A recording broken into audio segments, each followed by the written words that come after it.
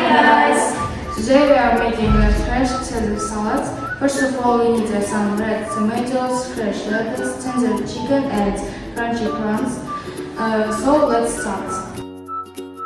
Let's wash the vegetables.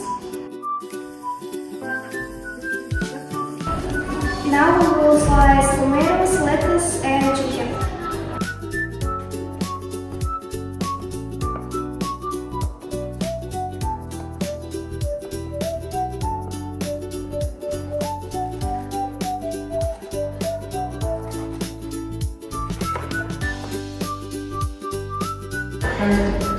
We need sliced chicken into small pieces.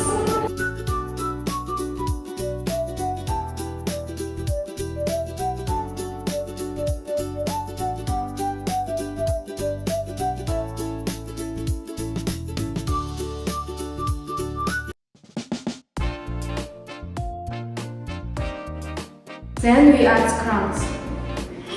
Then we add sauce and mix it.